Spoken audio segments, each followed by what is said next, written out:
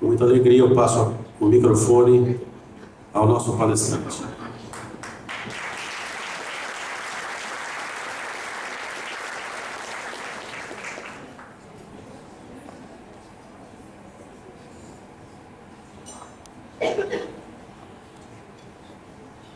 Boa noite.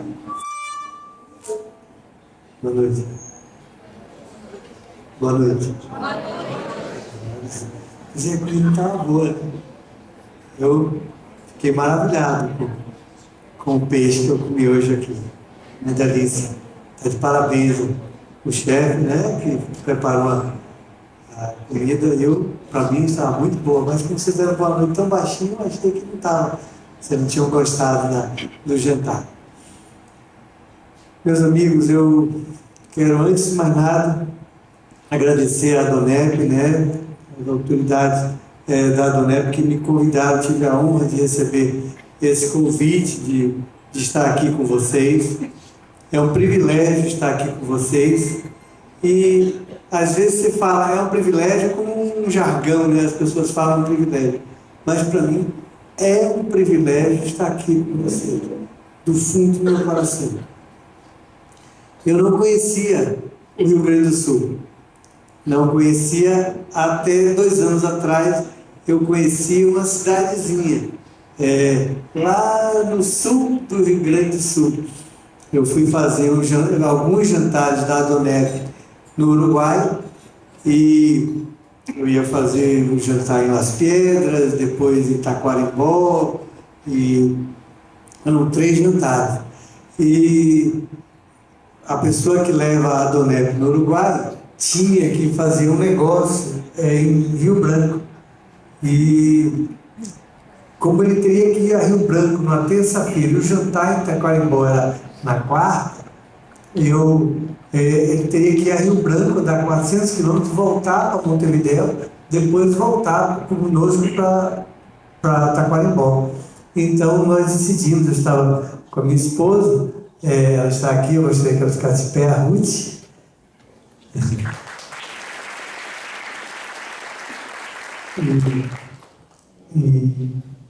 Aí nós decidimos que iríamos com ele para Rio Branco. E ele disse, se você vai conosco, vai comigo para Rio Branco, eu vou fazer o primeiro jantar da Donep no Rio Branco. Eu disse, como um jantar? Não tem nada organizado, assim, mas eu tenho 2 casais que eu vou convidar, e quando a gente chegar lá, nós vamos para o hotel, e lá a gente faz o jantar, o primeiro jantar da Donep em Rio Branco. E a curiosidade é que em Rio Branco não tem hotel. E eu tive que ir para o hotel em Jaguarão, aqui no Rio Grande do Sul, e nós fizemos o primeiro jantar da Donep no de Rio Branco, no Uruguai, no Rio Grande do Sul, aqui em Jaguarão.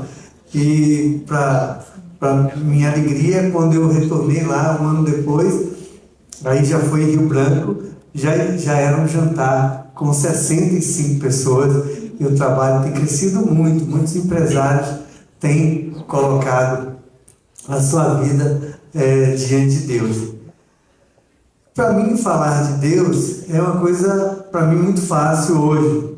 Mas se você falasse para mim, até meus 37 anos de idade, que eu estaria aqui, falando no microfone e falando de Deus, eu diria que você estava louco, até porque eu até meus 37 anos de idade nunca tinha tocado sequer no microfone, não tinha verdadeiro pânico no microfone. E depois eu era uma pessoa que não acreditava em Deus. Eu era uma pessoa que por mim mesmo bastava. Eu achava que eu era uma pessoa sábia, uma pessoa inteligente, não precisava. Eu era totalmente autossuficiente. Eu sou ascendente de espanhóis. Meu pai e minha mãe viveram um para o outro, né? E eu cresci num ambiente harmônico na minha família. E eu tinha esse exemplo na minha casa. Logo quando eu cheguei na minha fase de adolescência para adulto, eu comecei a ficar muito autossuficiente, muito egoísta, e comecei a levar minha vida do meu jeito. E logo, aos meus 25 anos, eu me formei em engenheiro civil e a pessoa que eu namorava na época engravidou e pela formação que eu tinha, eu decidi casar com essa pessoa, a minha ex-mulher. Eu sou separado hoje, no primeiro casamento, estou casado com a Ruth. E eu, com 25 anos, me formei, me casei em seguida, tive o meu primeiro filho, o Marcos, depois tive a Camila, depois tive a Flávia. Trabalhei muito. Assim que eu me casei, meu pai decidiu sair de uma sociedade que ele tinha uma empresa importante na área de móveis e decorações. Lá em Salvador tinha uma loja muito bem situada, muito grande, tinha várias filiais. Ele decidiu sair dessa sociedade para começar uma construtora comigo. Ele também atuava na área de postos de combustível. Ele decidiu também separar os postos de combustíveis e ficar comigo. Então eu comecei minha vida, meu pai abriu esse espaço para eu ser sócio dele numa pequena construtora que nós iniciamos, e um posto de gasolina. Era bem longe, saía para trabalhar, trabalhei muito, meu pai confiou muito em mim, abriu mão de toda a condição que ele tinha social e financeira para ser sócio de um engenheiro arrogante.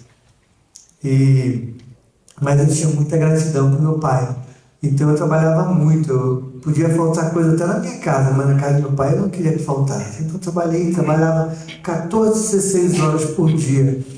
Ao cabo mais ou menos de 6 anos de muito trabalho, eu tive a possibilidade de ir para a Espanha, né, com eles passar umas férias. Meu pai, minha mãe, a minha ex-esposa, meu filho Marcos, a Camila e a Flavinha. Flavinha não tinha nem 2 anos, estava com 1 ano e 8 meses. E fomos para a Espanha. Quando cheguei na Espanha, meu pai nós temos casa lá na Espanha ainda hoje. Então, chegando na Espanha, eu percebi que eu tinha uma gratidão enorme por meu pai, por minha mãe, um amor muito grande por ele, um amor fantástico por meus filhos, mas infelizmente o relacionamento que eu tinha com a minha esposa era o pior possível, minha ex-esposa. Para vocês terem uma ideia, eu era uma pessoa muito ansiosa. Eu sei que aqui não deve ter muita gente assim, mas eu era muito ansioso. Às vezes eu trabalhava normalmente 14, 16 horas por dia, e quando eu chegava em casa, a cabeça estava tão acelerada que inúmeras vezes eu não conseguia dormir. Eu ficava esperando amanhecer o dia, pensando nas coisas, e de manhã saía para andar na rua, porque eu não conseguia dormir. Trabalhava o dia inteiro, tentava chegar um pouco mais cedo em casa para dormir, e aconteceu várias vezes de não conseguir dormir de novo. Às vezes levar 3 dias sem dormir. Durante 3 anos a minha vida foi assim, trabalhando loucamente, saindo de casa, deixando meus filhos dormindo, chegando em casa muito tarde, encontrando meus filhos dormindo, e nessa loucura, com insônia, com ansiedade, muito ansioso. Com 3 anos 3 anos de casado, eu descobri um remédio, né? Na época era o Dormonide, hoje tem coisas mais modernas, tem o Rivotril, tem outras coisas desse tipo. Eu descobri esse comprimido, na época foi milagroso, né? Eu tomava o Dormonide e meia hora eu apagava. Então eu comecei a administrar o meu sono e o meu casamento à base desse remédio. Aí acordava de manhã, saía para trabalhar e levei essa vida. Quando chegou com esses 6 anos e meio mais ou menos de casado, eu percebi que não tinha casamento. Tentei conversar com minha ex-mulher, tentamos várias coisas juntos e tentando recuperar essa situação. Fiquei mais ou menos 1 ano com ela e decidi sair de casa. Muitas coisas, não adianta, eu não gosto muito de falar nem de ex-mulher, nem de ex-marido. Porque se você ouvir a ex-mulher, você vai dar razão a ela. Se você ouvir o ex-marido, você vai dar razão a ele.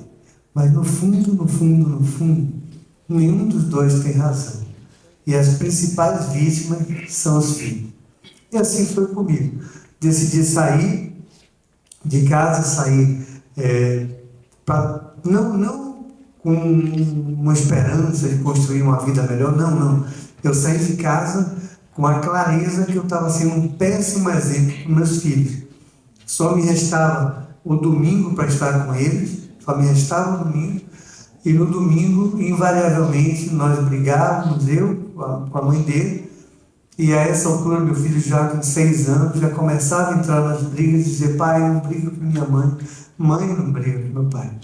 E fui embora de casa.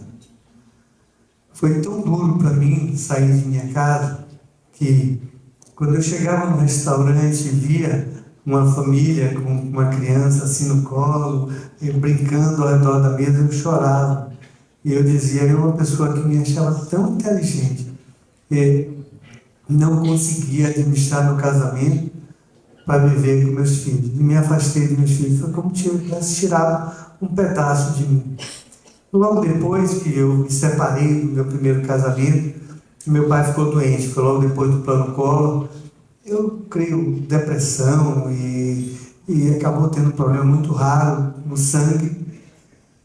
Levamos 1 ano e meio tentando lograr a saúde de meu pai.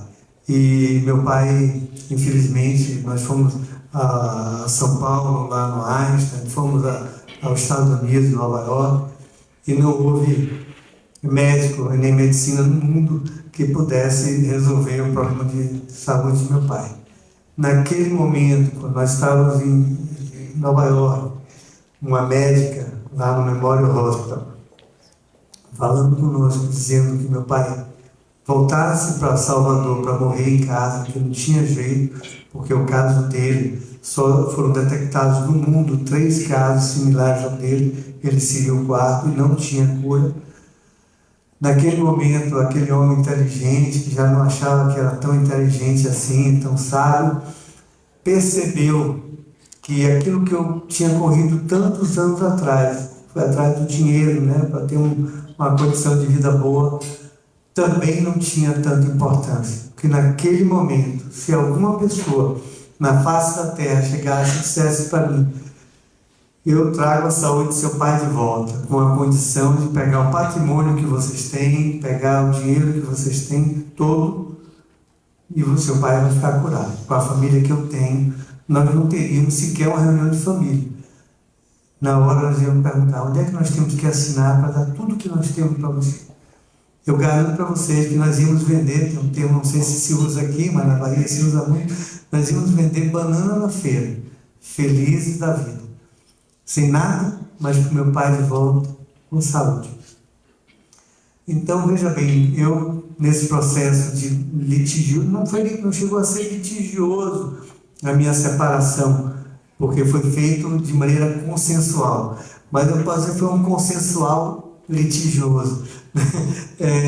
E isso não é a maioria das separações acontece dessa maneira. Principalmente quando tem coisas para dividir, normalmente acontece isso. Eu, nesse meio dessa loucura, meu pai enfermo, muitas pessoas me chamavam para... O dinheiro já não tinha significação para mim.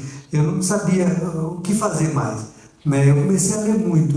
Eu descobri que, a partir do momento que eu me separei da minha ex-mulher, eu tinha uma compulsão por ler sobre doutrinas, seitas, religiões, pessoas que tinham de alguma maneira buscado essa religação com Deus. Eu racionalizava muito aquela situação, mas eu entendia que não era para mim. Lia coisas belíssimas, mas no dia seguinte minha vida continuava a mesma. E quando meu pai foi desenganado lá nos Estados Unidos, muitas pessoas na Bahia, muitas pessoas bondosas, querendo me ajudar, começaram a me convidar: vamos ali, fizeram uma coisa lá para seu pai, fizeram um trabalho para seu pai. Ele disse: o que é que eu tenho que fazer? Eu tenho que desfazer, onde é, como é que faz? Eu ia fazendo essas coisas. Seu pai está sofrendo um processo de obsessão, está começando a ficar obsediado. Ele disse: como é que desfaz esse negócio aí? Eu comecei a ir para esses locais, me chamavam, eu eu via muita boa vontade em querer me ajudar, mas na verdade não conseguiram me ajudar porque meu pai faleceu. E logo que meu pai faleceu, eu agradeci aquelas pessoas todas, mas eu não queria mais. Eu já tinha lido muito sobre cada visão espiritual daquelas religiões, seitas e doutrinas, mas eu não queria. Eu queria, se um dia eu fosse me envolver, e se existisse eu fosse me envolver com alguma coisa espiritual, teria que ser uma coisa que eu me sentisse melhor a cada dia. E aí eu decidi me afastar, eu não queria me envolver mais com nada, mas tinha um amigo meu, era um cliente meu, tinha comprado uma sala no centro médico, lá que eu tinha construído em Salvador, em Guatemi. Ele tinha comprado no centro médico da minha mão uma sala. Ele era muito enrolado, era engraçado, muito, muito simpático, mas era aquele jeitão assim, meio malandro, né? E coincidentemente ele se separou, essa pessoa se separou na mesma época que eu me separei. Ele era meu dentista, ele era meu cliente, era um dentista e também passou a ser meu dentista. E nós compartilhávamos um pouco dessa situação que nós estávamos vivendo. Mas com 90 dias, esse rapaz enrolado, de um jeito engraçado, encontrei com ele, com a mulher, com os filhos, e ele disse: Carlos, eu tive uma experiência com Deus, eu aceitei Jesus, voltei para minha mulher e minha vida mudou completamente. Foi maluco. Mas ele começou a trabalhar na Adonai e começou a me chamar para jantares como esse que vocês estão aqui. A única coisa que eu não parei de ir depois que meu pai morreu foi para esses jantares. Eu gostava de ir para os jantares da Adonai. Normalmente eram em locais bons, em hotéis 5 estrelas, e eu via chegar pessoas, preletores, muitas vezes com nível financeiro mais alto que o meu, muitas vezes com nível cultural mais alto que o meu, e falar que tinha aceitado Jesus e tinha mudado tudo na vida dele. Eu achava bonito, mas achava totalmente improvável, inusitado e difícil de entender como um mundo com... Agora está se falando que acho que no próximo ano vamos chegar a perto de 7 bilhões de pessoas na Terra.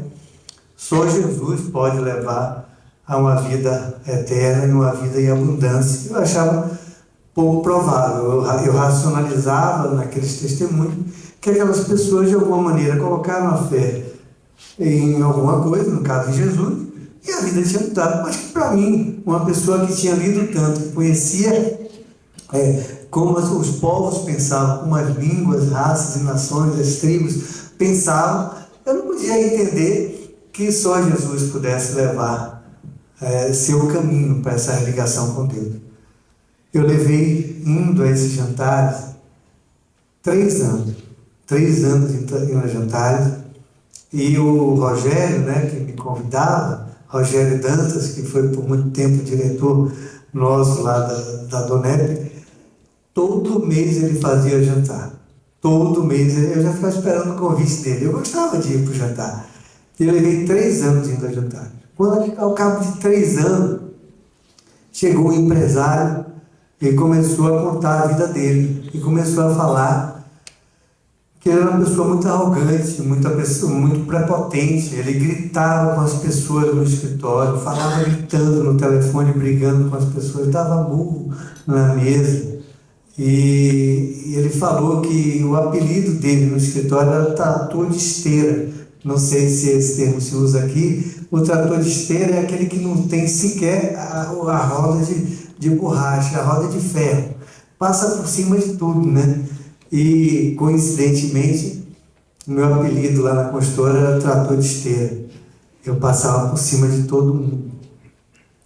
E eu comecei a me emocionar com aquilo que aquela pessoa estava falando, que ele tinha destruído praticamente a relação dele na empresa, com a família. E eu comecei a me emocionar, e quando eu vi, eu estava fazendo uma oração com ele, aceitando Jesus. Quando eu voltei para a mesa, eu cheguei, nessa altura eu já namorava com minha Andinha, com Ruth, e E cheguei, ela estava me acompanhando nesse jantar.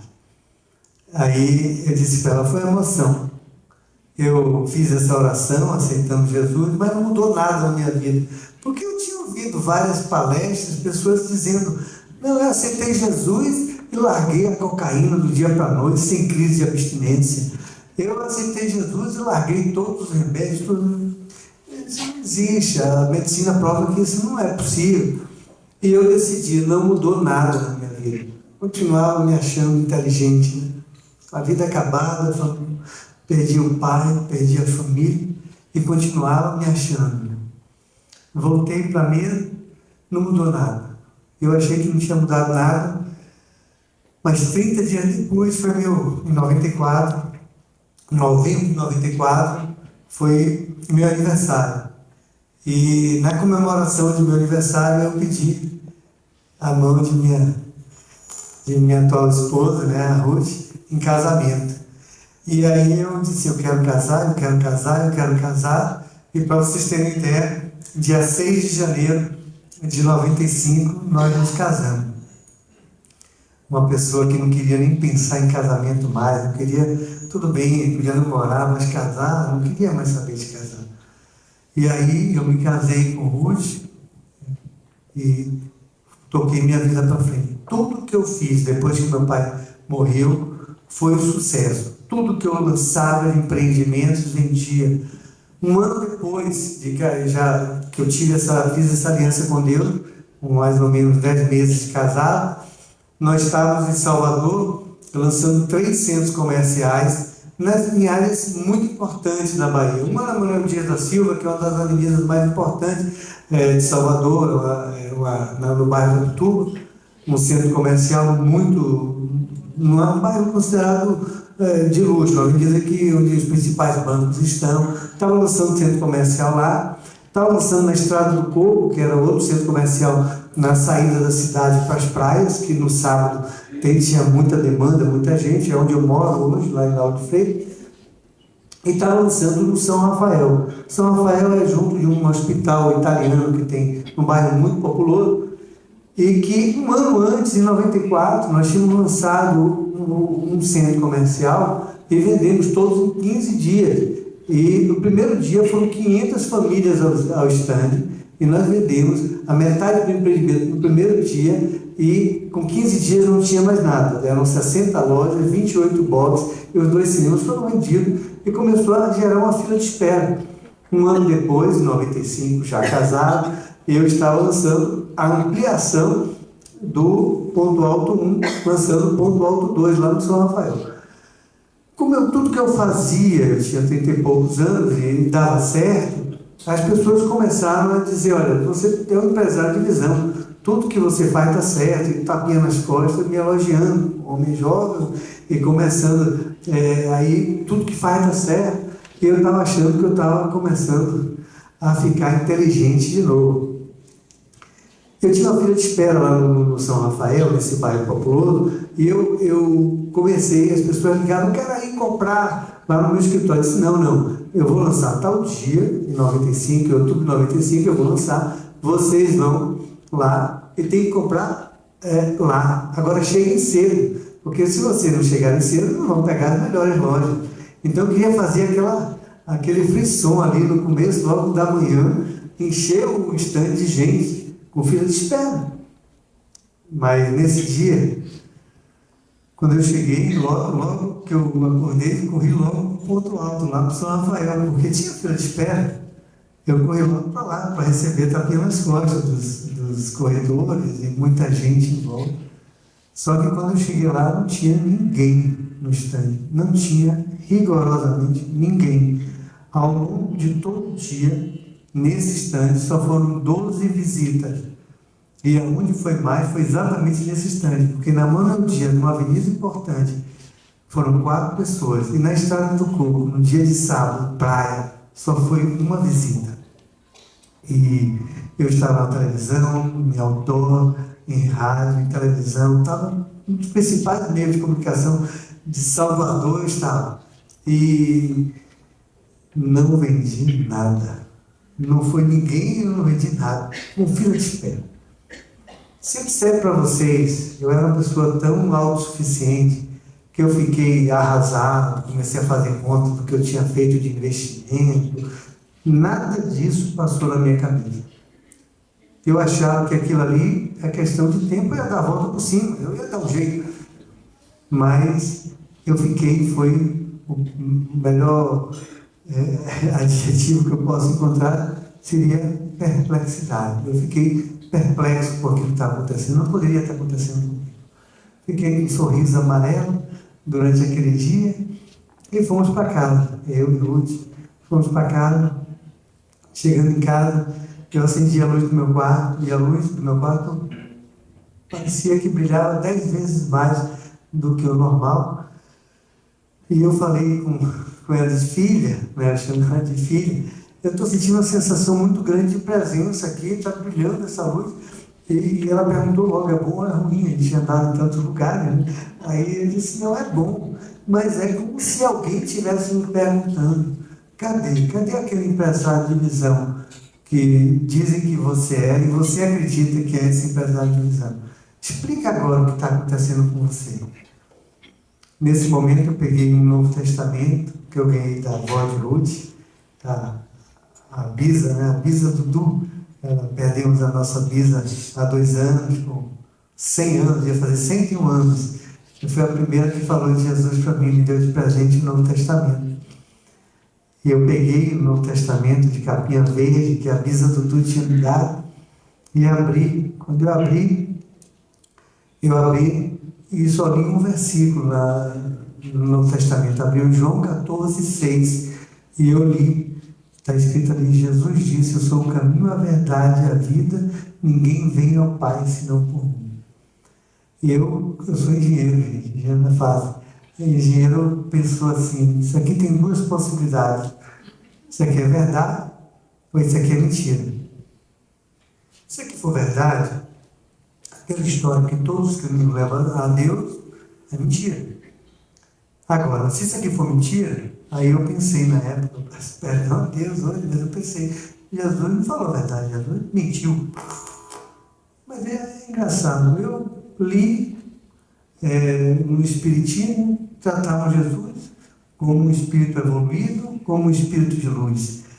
Eu li os hindus, né, os indianos, falavam que Jesus era um iluminado, um avatar.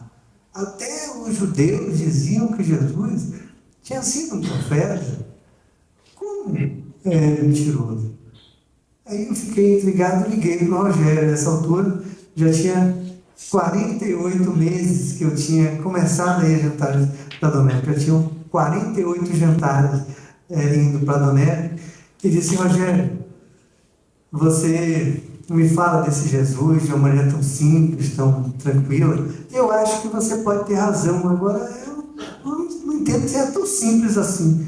Disse, Carlos, está faltando fé no seu coração. E a fé veio pelo ouvir a palavra de Deus. E está certo, Rogério, o que é que eu tenho que fazer? Ele falava pelo telefone, Carlos, você tem que ir para a igreja, para a justiça. E todas estas coisas vos serão acrescentadas. Ali está dizendo assim muito claramente para mim, para de se preocupar com o seu condomínio, com sua luz, com a escola, sua criança, dos meninos. Se preocupa com tudo. Isso aí, esquece. Certo? Agora, busca Deus em primeiro lugar, faz o que Ele manda, o resto Ele acrescenta. Aí parei de novo. O engenheiro pensou, tem 2 possibilidades. Isso aqui é verdade, isso aqui é mentira. Se isso aqui for verdade, eu estou todo errado. Eu era assim, chegava em casa, aconteceu já algumas vezes, mas uma delas, filha, vou abrir um restaurante no estado do Coco. Não, filho, não faça isso, vai devagar. Minha intuição, negócio de intuição, minha filha. Negócio de intuição, você ficar esperando. Negócio de intuição, quem é que vai botar o supermercado em casa? Eu tenho que trabalhar, eu tenho que plantar. Né? Meu lema era, quem sabe faz a hora, não espera acontecer. E ali estava dizendo, não é nada disso, você busca primeiro Deus, faz o que Ele manda, e o resto Ele acrescenta. E ele disse, bom, se isso aqui for verdade, eu estou errado. Se isso aqui for mentira, eu vou ter que voltar para fazer aquela vida que eu levava, 14, 16 horas por dia, um primeiro casamento destruído, começando a passar luta com meus filhos, eu estava cansado. Esse eu vou dar crédito a isso aqui, porque até agora as minhas convicções me levaram para onde foi? Para a ansiedade, amargura, angústia, um insucesso em 3 empreendimentos ao mesmo tempo. Para que isso? Aí só que tem um detalhe, isso não é racional, isso não é na minha cabeça inteligente, isso aqui não é sábio, mas está aqui, eu vou dar esse crédito. Peguei minha inteligência, minha sabedoria e a minha razão, botei em cima da mesinha de cabeceira. E disse, eu vou continuar lendo isso aqui. Foi uma coisa tão séria que aconteceu comigo, eu dei continuidade à leitura da Bíblia. Eu chegava de manhã, acordava, sentava na mesa. Minha mulher, ela botava freio em mim, em tudo que eu fazia, aí mudou. Ela chegava de manhã, me olhava sentado, lendo a Bíblia em casa, até 11 horas da manhã, imagina, 3 insucessos empresariais, um atrás do outro, lendo a Bíblia em casa, sentado lendo a Bíblia. Aí ela chegava, filho, o mundo caindo aí sobre sua cabeça, e você aí sentado, lendo a Bíblia até 11 horas da manhã, vai ter que trabalhar para resolver os problemas é o mundo. Aí eu olhava para ela e dizia, filha, eu estou esperando com paciência no Senhor. Ficou maluco. E na verdade, eu viajei essas 4 horas e pouco de avião para cá, para contar para vocês que eu fiquei maluco. Foi isso. Eu fiquei louco, gente. Aos olhos dos meus irmãos, da minha família, eu fiquei louco. Imagina, um homem que trabalhava 14, 16 horas por dia, começar a trabalhar 8, 6 horas por dia.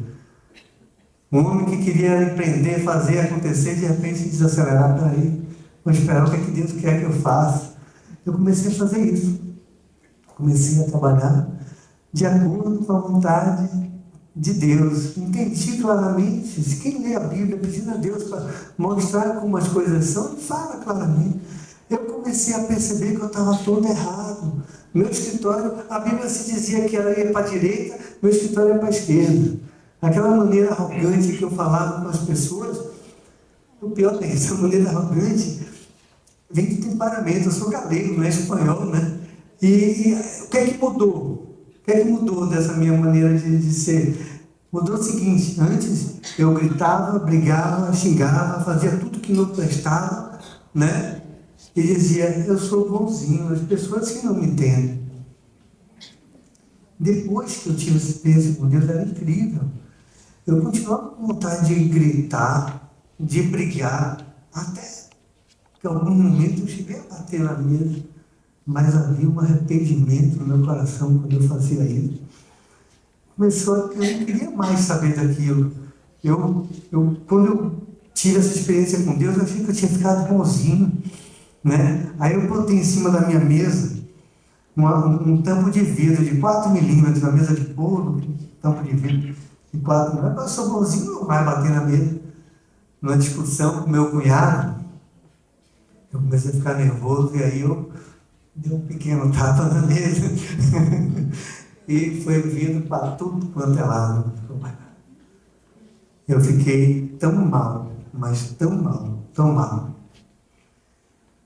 E de noite, buscando a Deus, o que é que eu faço? Como é que pode ser esse troglodita que eu sou? Esse é um troglodita.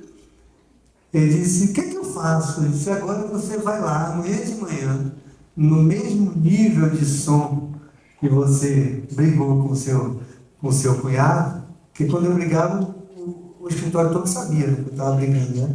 Todo mundo sabia, e sabia o assunto, inclusive. Agora, no mesmo tom de voz, você chega lá e pede perdão a ele. E, efetivamente, no dia seguinte, no meio do meu escritório, eu falei alto. Eu queria que todo mundo ouvisse o que eu estou falando aqui.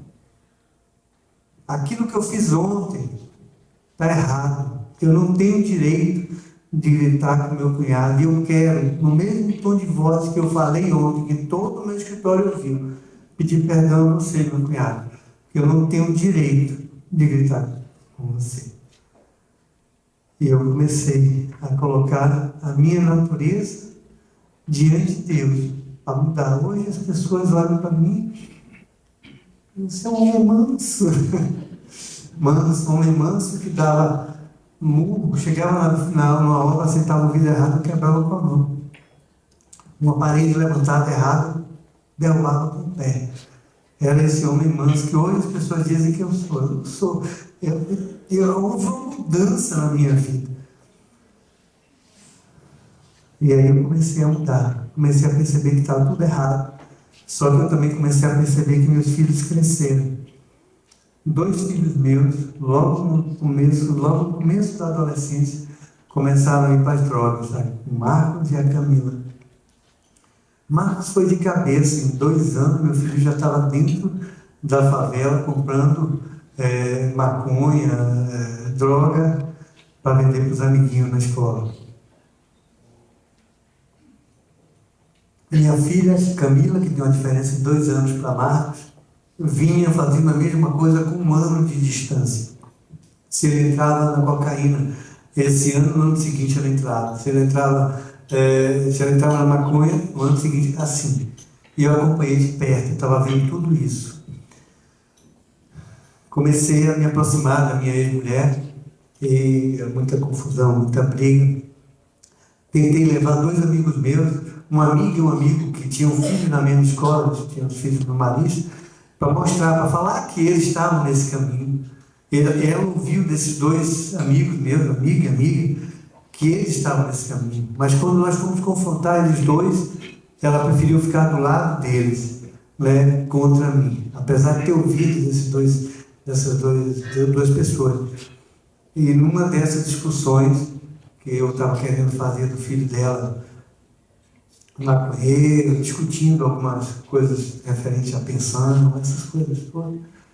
Meu filho ficou tão nervoso que pegou pedra na rua, quebrou 5 vidros do meu carro. Eu saí dali, minha mulher estava tendo outro carro atrás, ainda tentou apaziguar, mas estava muito nervoso. Nós fomos embora. Chegamos em casa, choramos muito e decidimos que iríamos entregar um apartamento que a gente morava para eles. Porque eu morava, quando eu tive essa experiência com Deus, eu morava lá no Estado do Coco. Quando eu percebi que meus filhos estavam passando por essa situação, eu corri para morar pertinho deles. Compramos um apartamento de 4 quartos, arrumamos todo, de mulher, arquiteto, tudo que tem direito, arrumadinho.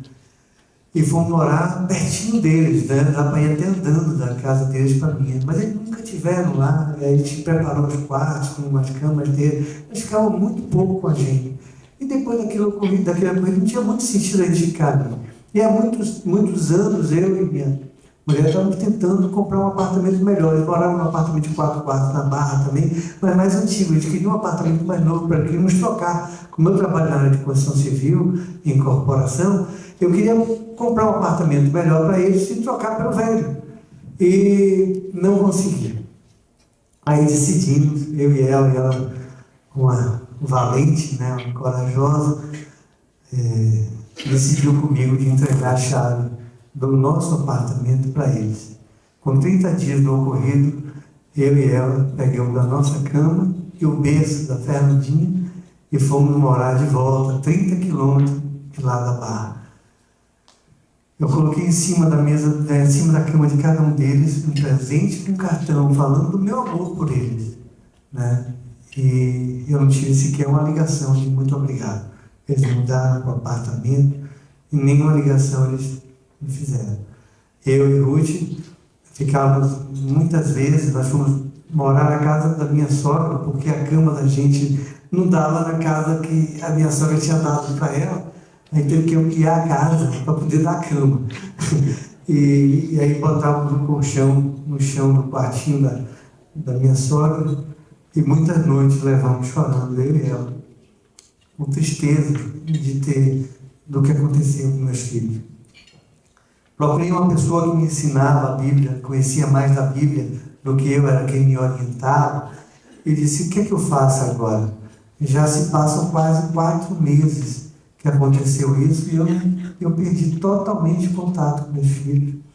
minha ex-mulher não me liga, meus filhos não me ligam, eu perdi totalmente o contato, o que é que eu faço? E aí ele disse para mim, Carlos, se eu disser a você, vá lá falar com ele, pode ser cedo demais e pode complicar tudo. Mas se eu disser assim, Carlos, não vá, pode ser tarde demais e você perder até a condição de aula. Então só tem uma maneira de você saber o momento de conversar com eles que você vai ter que estar conversando com seu filho. Peça a direção de Deus. Aí, como sempre, o que é que eu fazia? Sentava, ler a Bíblia. Comecei a ler a Bíblia e um certo dia eu estava lendo e tinha escrito assim: Filho, seja obediente aos vossos pais. E aí eu falava com Deus: Deus, meus filhos não me obedecem. Filhos, honra teu pai e tua mãe, para que se multipliquem os teus dias aqui na terra. E eu falava com Deus: Deus, meus filhos não me honram. Aí eu virei pai da Bíblia e estava escrito lá assim: Pai, não provoquei ira aos vossos filhos. Eu tentei arrazoar ali com Deus, mas meu filho isso, mas meu filho aquilo. Ele disse: mas seu filho não me conhece, você me conhece. Alguma coisa você falou para seu filho que gerou raiva no coração dele. Volta lá e pede perdão a ele. 4 meses depois eu voltei, pedi perdão ao meu filho, pedi perdão à minha ex-mulher, porque alguma coisa eu havia falado que tinha gerado ira no coração dele. E disse: filho, eu não concordo com esse caminho que vocês estão andando da droga. Eu acho que vocês estão no caminho errado. Eu perdi a condição de pai, porque o pai se respeita, se obedece, se honra, mas eu não quero perder a condição de amigo, meu filho. Falei a mesma coisa para Camila. Aí eu disse: meus filhos, a partir de hoje, toda quinta-feira, eu já trabalhava pouco, eu disse: a partir de hoje, toda quinta-feira, eu venho almoçar com vocês. Marquinho, meu filho, a partir de hoje, toda terça-feira, eu venho jogar bola com você, de noite. E eu comecei a vir toda quinta-feira, eu ia jogar bola, toda terça-feira eu ia jogar bola com meu filho, e toda quinta-feira eu ia almoçar com meus filhos. E muitos empresários disseram: você está ficando maluco? Aí nós conversávamos até isso hoje, não foi, meu irmão Armando? Você está ficando maluco? Você já trabalhava tanto, você não trabalha mais nada, está devagar, e agora você ainda vai ficar perdendo. Eu saía 11 horas do meu escritório, só que já não voltava de tarde, perdendo as quintas-feiras. Terça-feira eu ia jogar bola, terminava quase meia-noite o jogo lá, e eu chegava em casa quase 2 horas da manhã. Para trabalhar quarta-feira de manhã era difícil. Então você está ficando maluco, você está perdendo tempo. Mas eu não estava perdendo tempo, eu estava ganhando tempo no verdadeiro patrimônio que eu tinha. Estava gastando tempo com o maior patrimônio que um homem pode ter na face da terra, é a sua família. Comecei a fazer isso com 1 ano mais ou menos, depois de eu passar em delegacia de tóxico entorpecente, de ir para o hospital com meu filho por força de brigas e coisas que eu não vale nem a pena lembrar, porque não edifica. Meu filho me liga e diz assim: pai, eu posso fazer a coisa mais errada do mundo, pai, mas a primeira pessoa que eu vou contar é a você, pai. E ali eu comecei a perceber que meu filho estava começando a confiar em mim. Um dia ele disse: pai, vem mais cedo, pai. Hoje que meu avô, por parte de mãe, quebrou o fêmur, e amanhã de manhã ele vai operar e eu tenho que ir para a escola. E eu queria, antes de ir jogar bola, visitar meu avô. Um homem muito reto, um homem de primeira linha. Fomos visitar o avô dele. E chegando lá, ele disse: pai, vamos ali no laboratório pegar o resultado do exame. Eu fiquei preocupado, né? Você tem alguma coisa? Eu disse: não, pai, eu quero pegar o resultado. Quando chegou lá, era o plano teste da namorada dele. E deu positivo. Eu disse: poxa, filho, com 20 anos ele tinha a essa altura.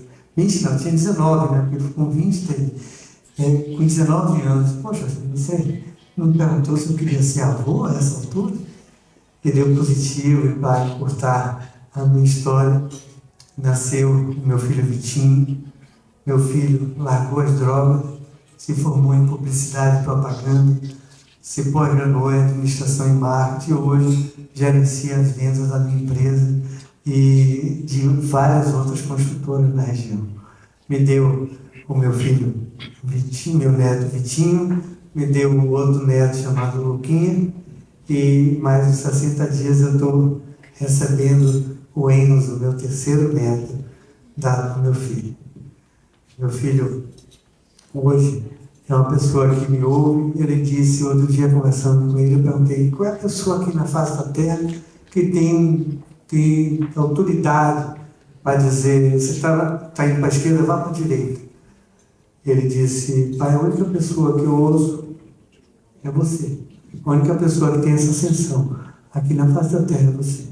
Ele hoje está passando, tem uma situação difícil no relacionamento dele, e eu tenho sido esse conselheiro. Ele agora mesmo, eu tive que retirar um pouco mais cedo, ele está indo para o retiro, buscando se encontrar, e ele quer viver para a família, viver para os filhos. Estou tendo um pequeno desentendimento com o casal, mas eu tenho certeza que o Deus que mudou a minha vida vai restaurar completamente esse casamento dele, e o Enzo, quando chegar, já vai chegar dentro de 60 dias, já vai chegar num lar muito melhor. Já é um bom lar, porque esse lar, logo quando começou, a mãe da minha nora disse, esse casamento não dura 90 dias. Meu filho já está junto, morando, vivendo com meu neto, vivendo para a família, há mais de 8 anos. Ele vive com a família mais tempo do que eu vivi com a mãe dele. E ele é uma bênção na minha vida. A minha filha Camila também largou as drogas. Fez publicidade e propaganda, formou em inglês, formou em publicidade e propaganda, está concluindo a pós-graduação em gestão empresarial, me apoia hoje na consultora, e ela hoje me ajuda a construir a casa dela. Ela vai se casar agora em setembro com um médico, uma pessoa também de primeira linha. E eu vi minha vida totalmente restaurada. Eu queria pedir a Ruth para vir cá, para que ela vai contar para vocês a questão do casamento. Porque as pessoas estão vendo, não, casado, casou a primeira, casou a segunda, pode casar 10 vezes? Não, não pode não. E a família está no centro da vontade de Deus. Eu queria que ela contasse. Foi a primeira coisa que aconteceu em termos de tratamento na nossa vida, foi exatamente o casamento. Casamento é um projeto de Deus. E Deus começou a tratar logo no início da nossa caminhada o casamento. Boa noite a todos. Como ele disse, eu acompanhei toda essa fase, né? Eu namorava com ele, fui a todos os jantares da Donep. Quando ele aceitou Jesus, aceitamos juntos. Só que ele sempre foi assim, muito mais de se atirar de cabeça, né? Então ele começou a ler a Bíblia com muito mais vontade do que eu. Mas, em um determinado momento, Deus falou tanto com ele quanto comigo com relação ao casamento. Né? Lendo a palavra de Deus, nós entendemos que nós tínhamos cometido o pecado de adultério. Não sei aqui, mas em Salvador hoje em dia é muito comum. As pessoas casam, não dá certo, separa, casa de novo, separa outra vez. Tem pessoas que estão no quarto, quinto casamento, achando que isso é uma coisa normal, e hoje em dia na sociedade é uma coisa normal. Mas nós entendemos pela palavra de Deus que isso não é uma coisa normal, que isso não faz parte dos planos de Deus. Deus, quando fez com que o homem se unisse a uma mulher, ele queria que isso fosse para sempre. E ele não permite o divórcio, só em um único caso, que é em caso de adultério. E mesmo assim, tanto quem adulterou como quem sofreu adultério não deve casar de novo. Porque Jesus disse que quando Deus permitiu o divórcio na época de Moisés, foi por causa da dureza dos nossos corações. O que ele quer, na verdade, é que o perdão aconteça, que o lar seja reestruturado e que as pessoas, o casal viva um para o outro. Só que quando nós descobrimos isso no meio da Bíblia, nós já estávamos casados de papel passado. E começou uma situação muito ruim de sentimento, né? A palavra de Deus diz que há caminhos que para o homem parece reto, mas o Senhor pesa o espírito. E foi isso que ele começou a fazer com a gente. Ninguém nos condenava, ninguém nos acusava. Se vocês estão aqui, alguém está nessa situação também, por favor, não se sinta acusado, porque da mesma forma que ninguém nos acusou, a gente não acusa ninguém, mas foi um trabalhar de Deus conosco, né? E a gente começou a sentir esse peso no espírito. E resolvemos nessa época ter o nosso filho. A gente tinha esperado os meninos crescer um pouco, Flavinha estava com quase 10 anos nessa época. e resolvemos ter o nosso bebê. Eu estava com 33 anos na época, né, de uma idade já relativamente avançada, eu fiz todos os exames, estava tudo normal, e começamos a tentar. E eu sempre soube assim, quando eu estou fumando, quando estou menstruando, e uma noite eu entrei no quarto, ele estava lendo a Bíblia para avaliar, e ele perguntou: e aí, filha, o que você acha que você está grávida? Aí eu disse: não, eu não engravidei, minha menstruação está para chegar. Aí ele fez: para pensar que Deus não nos perdoou. Nós fizemos uma oração. Quando tomamos consciência desse erro, fizemos uma oração em casa pedindo perdão a Deus. Fomos na casa da ex-mulher dele, pedimos perdão a ela, aos meninos que sofreram muito. E continuamos tentando ter o nosso filho. E no segundo mês foi a mesma coisa. Entrei no quarto e perguntou: filha, e aí? Eu disse: nada, se a minha situação não chegar hoje, ainda chega amanhã de manhã, mas eu não estou grávida. Ele não falou nada. Eu entrei no banheiro chorando muito. E disse: Senhor, se o Senhor não nos perdoou, e vamos separar de meu marido. Mas se o Senhor realmente nos perdoou, como nos tem dito que Deus perdoa, que Deus é um Pai misericordioso, eu quero um filho agora. Suspenda essa menstruação e dá um filho agora para ter certeza que realmente o Senhor nos perdoou. E Deus realmente nos perdoou, e veio Fernanda, que é uma bênção na vida da gente. A palavra de Deus diz que os filhos são a herança do Senhor, e ela veio realmente para mostrar que Deus nos perdoou. Por que Deus fez isso com a gente? Porque essa sensação de pecado, esse peso, né, que inclusive a gente lê isso na Bíblia, que o Senhor pesa o Espírito. Porque hoje as pessoas olham para a gente como um exemplo de casal que está no segundo casamento e que está tudo bem. Às vezes a gente olha essa aparência, está tudo bem aparentemente, mas só nós sabemos o preço que nós pagamos, a luta que foi para chegar onde nós chegamos hoje no relacionamento com os meninos, no relacionamento com a ex-mulher dele. Hoje a ex-mulher dele frequenta a nossa casa. É como se fosse uma filha mais velha nossa, porque lá, quando tem problema, é para a gente que ela liga. Hoje ela ouve nossos conselhos, apesar de ser mais velha do que eu, mas ela tem uma relação com a gente realmente de amizade, de respeito, porque um dia nós paramos e pedimos perdão e dissemos a Deus: meu Deus, pecamos e erramos, nós não somos perfeitos, a gente continua com falhas, com defeitos, a gente erra e comete pecados todos os dias. E Deus sabe disso, que nós não somos perfeitos e Ele não espera a perfeição de ninguém. A única coisa que Ele quer é que a gente reconheça, né, que Ele é soberano na nossa vida, que Ele realmente é um Deus amoroso, um Pai, que só está esperando a gente pedir perdão. Quando a gente pede perdão de coração: Senhor, me perdoa mais uma vez, errei de novo. Ele perdoa e conserta tudo. E Ele tem feito isso na nossa vida. Apesar de nossos defeitos, nossas limitações, Ele tem nos ajudado e tem realmente restaurado a nossa família. E se você está aqui nesse local hoje, tem algum problema, seja financeiro, seja na família principalmente, né? Porque a família está no centro da vontade de Deus. O amor de Deus representado aqui na Terra, ele é expresso através dos relacionamentos familiares, né? Marido com a esposa e os filhos. Então, se você tem algum problema com seu marido, com sua esposa, tem momentos que é muito difícil. Às vezes é um marido que bebe, que bate, às vezes é uma mulher que adultera. Ou seja, a quantidade de problemas são inúmeros os problemas que a gente enfrenta e muitas vezes é muito difícil. Mas o que eu gostaria de dizer para você: não desista, que Deus faz milagres. O Deus que está na Bíblia, que fazia milagres, continua fazendo milagres hoje. Então, se você tem algum problema, seja ele qual for, mas principalmente com seu cônjuge ou com seus filhos, não desista. Bote na mão de Deus, que Ele vai resolver. Obrigada.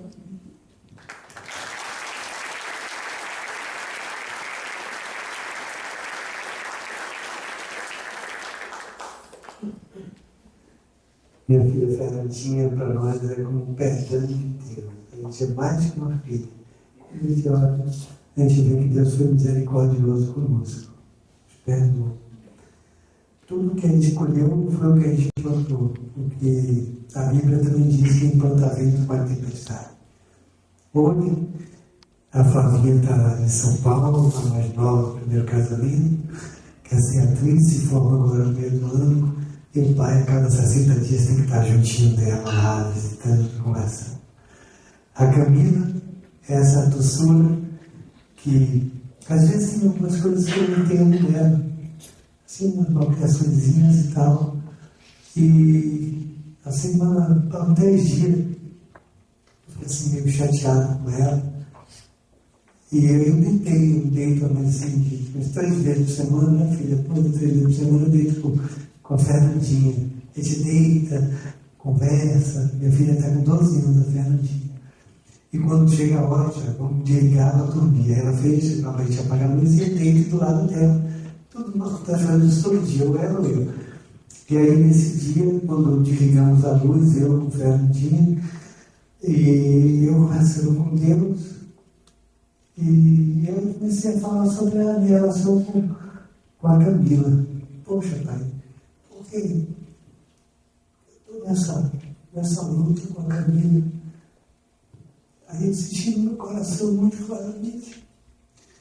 Você nunca fez isso, você está fazendo aí com a Fernandinha. Você nunca deitou com ela. Você estava ausente quando ela chegou, eu não mil dela. Uma idade tão importante de ter um pai do lado. Você não estava do lado dela. Agora cuida dela com amor, cuida dela com carinho, que você vai restaurar isso nela. E tem restaurado. A gente, se você ver minhas mensagens, entre eu e ela são mensagens de amor e de carinho. O Marquinhos está nessa luta, mas anteontem, não foi, filha? Estava lá em nossa casa, eu, minha mulher, minha nora, meu filho, se aconselhando conosco nessa situação difícil que eles estão passando, chorando dos 4, buscando que esse casamento não venha ser destruído. Eles estão conscientes que devem lutar pelo seu casamento em amor. Minha ex-mulher, levamos 1 ano e meio eu tentando marcar com ela para conversar, porque a gente discutia muito. Aí marcava para conversar, ela não vinha, marcava para ir hoje, não vinha, tinha algum problema, como na delegacia, tinha um problema. Quando eu chegar, ela ligava para mim, querendo discutir, vamos conversar. Aí eu vou aí amanhã, a gente marcava, foi 1 ano e meio marcando, a gente marcando. Com 1 ano e meio, ela sentou na minha frente, chorando na minha frente, na frente de Ruth, chorando, dizendo, eu quero pedir perdão a vocês. Eu levei 10 anos tentando fazer mal a vocês, achando que não conseguia. Hoje eu sei que eu fiz muito mal a vocês. O pior não foi isso.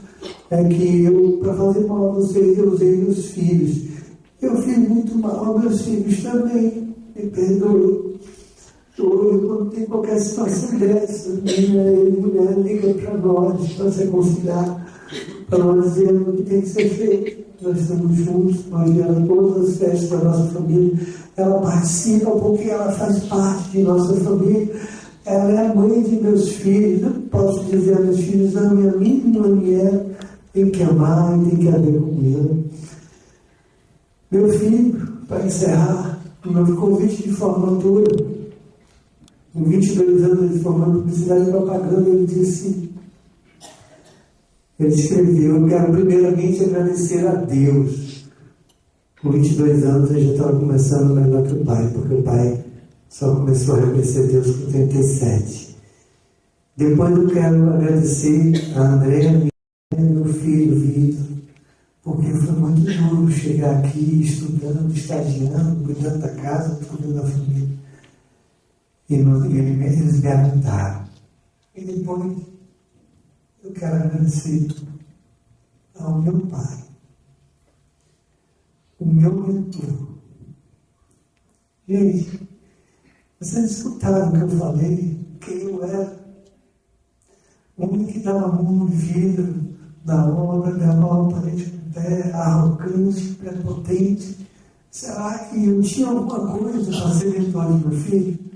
Eu não tinha nada para ser mentor do meu filho. A única coisa inteligente que eu fiz na minha vida foi levantar a mão e dizer, eu aceito Jesus. Mas mesmo assim, tão arrogante, eu disse, foi a noção, não mudou nada. Não foi isso não, gente. A Bíblia diz que quando a gente ouve a palavra de Deus e crê, e recebe Jesus no coração, Ele sela a gente com o Espírito Santo da promessa. Então, o que eu fiz naquele dia, 16, 17 anos atrás, que eu atribuí a emoção na minha arrogância, na minha estupidez, foi dizer: Espírito Santo, entra na minha vida que eu não aguento mais levar essa vida. E ele entrou, um ano depois ele se fez presente na minha casa. E depois ele começou a guiar a minha vida. E a minha vida hoje é dirigida por ele. E eu queria, nesse momento, que vocês fizessem aquela oração que eu fiz há 17 anos atrás. Vocês que estão nos visitando a primeira vez, pedindo a Jesus para entrar no seu coração. Não seja emoção, não é emoção, é dar autoridade a Jesus entrar em sua vida. É como um casamento. Você vai fazer uma aliança, mas tem que falar da boca para fora, diante de testemunhos. Você chegar com um padre ou com um pastor e ele vai fazer o casamento, ele faz uma pergunta até tem muito sentido, né? Você aceita sua esposa em casamento? Claro, o que eu estou fazendo aqui? Todo mundo está vendo que eu vim aqui para casar. Mas se a pessoa não disser aceito, ele não pode casar. Tem que ser diante de testemunho. Assim é a aliança que você faz com Jesus. Na Bíblia, quem tem uma Bíblia em casa, só vê lá. Está escrito, né? Com o coração se cria para a justiça, mas com a boca se faz confissão para a salvação. Está em Romanos 10:10, na Bíblia.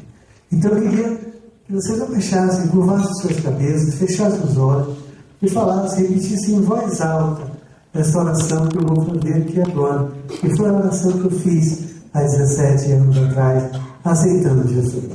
Repitam comigo em voz alta: Senhor Jesus, se tudo que Carlos e Ruth falaram nessa noite é verdade, eu quero que o Senhor entre na minha vida, faça morada. Senhor Jesus, eu te aceito como único e suficiente Salvador. Senhor Jesus, eu rejeito, eu desfaço todo pacto, todo contrato feito consciente ou inconscientemente com obras das trevas. Senhor Jesus, eu reconheço que o Senhor morreu em morte de cruz para levar sobre si todos os meus pecados. Senhor Jesus, eu sei que o Senhor ressuscitou ao terceiro dia e está sentado à destra do Pai, intercedendo por nós, como fiel e justo advogado. Senhor Jesus, nesse momento, eu decido perdoar todas as pessoas que machucaram. Eu decido oferecer perdão a todas as pessoas que eu ofendi. Senhor Jesus, limpa o meu coração. Obrigado, Jesus. Amém. Foi essa oração que eu fiz há 16 anos atrás, dando autoridade para que o Espírito Santo mudasse a minha vida. Eu queria saber de vocês, todos visitando pela primeira vez, que fez essa oração aceitando Jesus. Eu queria que você desse um sinal para orar com você. Que Deus abençoe. Deus abençoe. Então, Deus abençoe. Vamos fazer o seguinte. Vem cá na frente. Vocês que levantaram, não tenham vergonha não, porque eu entendo vocês, porque eu levei 3 anos para ir na frente. Se eu soubesse que era isso, eu teria ido no primeiro dia, eu queria fazer isso na minha vida. Eu queria convidar que vocês viessem aqui na frente. Eu queria que vocês viessem aqui na frente. Não tenho vergonha, não tenho vocês não. Porque muitas pessoas aqui já tinham, cada pessoa, muita gente aqui da Donep tem sua vida transformada a partir desse encontro com Jesus. Eu queria que vocês viessem aqui à frente.